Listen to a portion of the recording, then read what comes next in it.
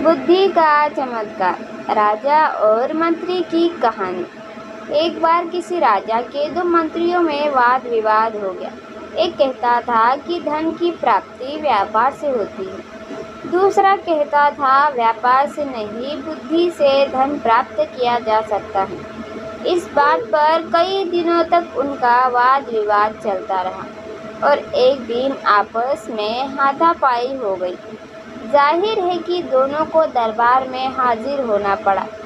राजा को जब उनके झगड़े का कारण बताया गया तो राजा ने उस मंत्री को अपने पास बुलाया जो व्यापार से धन की प्राप्ति मानता था और बोले, जितना धन तुम्हें चाहिए वो खजाने से ले लो और इस बात को सिद्ध कर दिखाओ कि व्यापार से धन की प्राप्ति होती है। इसके बाद दूसरे की बारी आई। राजा ने पूछा, तुम्हें विश्वास है कि बुद्धि से धन प्राप्त किया जा सकता है? मंत्री ने उत्तर दिया, महाराज, बुद्धि के द्वारा संसार की हर वस्तु को प्राप्त किया जा सकता है, उसके लिए व्यापार ही जरूरी नहीं है। राजा बोला, ठीक है, और उसे कुछ ना देकर बिना वेतन अपने अस्तबल में घोड़े की देखभाल का काम सौंप दे।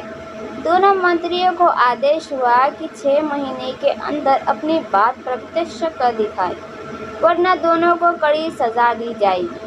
जिस मंत्री को खजाने से बहुत सा धन मिला था, उसने सारे शहर दुकानें खोल दी और अधिक से अधिक पैसा कमाने के चक्कर में दिन रात परेशान रहने लगा, जबकि दूसरा अस्तबल में बैठकर सोचने लगा कि किस तरह पैसा बनाया जाए।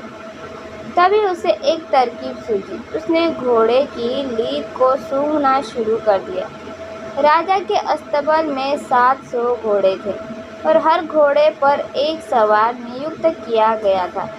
मंत्री को घोड़े की लीद सूंघते देख अस्तबल के कर्मचारियों में खलबली मच गई। वे मन ही मन डर गए, ना जाने मंत्री क्यों घोड़े की लीद सूंघ रहे हैं। एक दिन अस्तबल में मुखिया ने पूछा, महाराज, आप घोड़े की लीद क्यों सूंघते हैं? मंत्री गंभीर हो गया और बोला, इस बात का पता लगाना चाहता हूँ कि घोड़े कमज़ोर क्यों होते जा रहे हैं। अब मालूम हुआ कि तुम लोग कितने नमक हराम हो। घोड़े के हिस्से का दाना खुद खा जाते हो और उन्हें केवल घास ही मिल पाती है। यह बात राजा को बतानी पड़ेगी। यह सुनकर मुखिया की जान संकट में पड़ गई।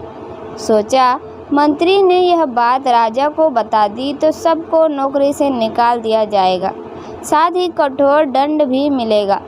उसने तभी सवारों से पैसे इकट्ठे किए और एक खासी रकम मंत्री के हाथ देते हुए प्रार्थना की कि वह इस बात की चर्चा महाराज से ना करे।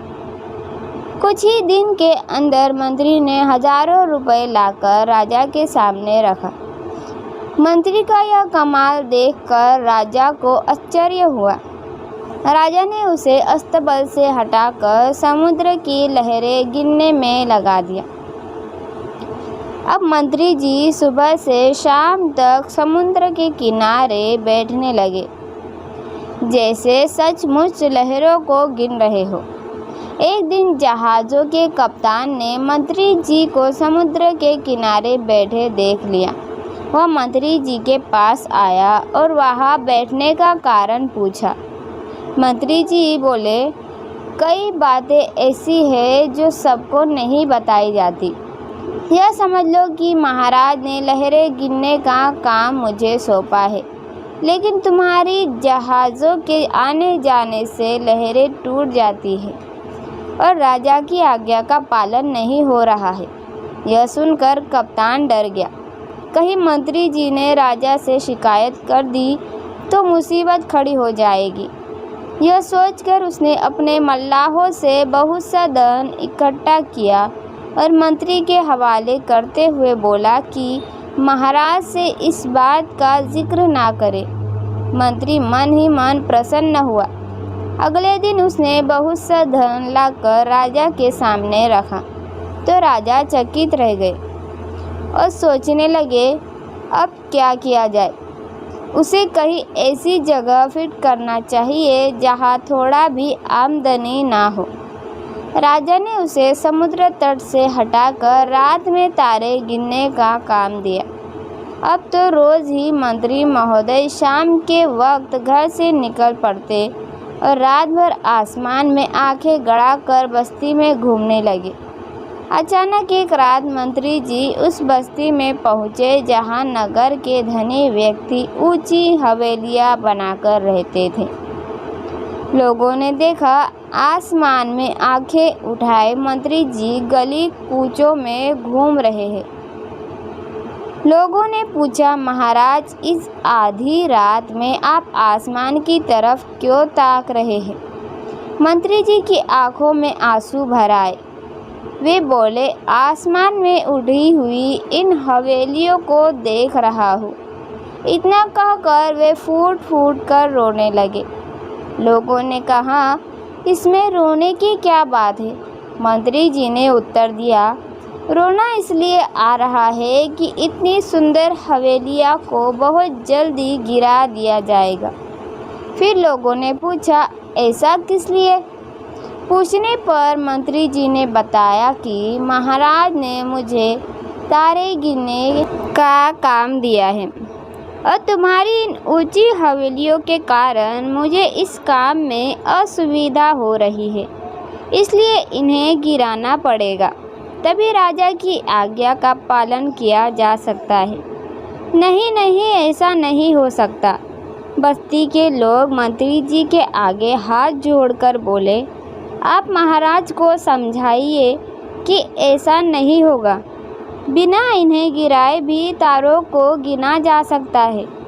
हवेलियाँ गिरा दी गई तो हम लोग उजड़ जाएंगे। आप जितना पैसा चाहते हैं वह हमसे लेकिन इन हवेलियों को बचा लीजिए। अच्छा, कोशिश करूँगा। इस बार मंत्री जी ने बहुत बड़ी रकम बस्ती के लोगों से निकाल ली और उसे लाकर राजा के सामने पटक दिया। मंत्री की इस विलक्षण बुद्धि पर राजा की आंखें खुल गई। उसे विश्वास हो गया कि मंत्री ने सच कहा है। बुद्धि के द्वारा संसार की हर वस्तु को प्राप्त किया जा सकता है। 6 महीने के अंदर मंत्री ने अपनी बात को प्रत्यक्ष कर दिखाया।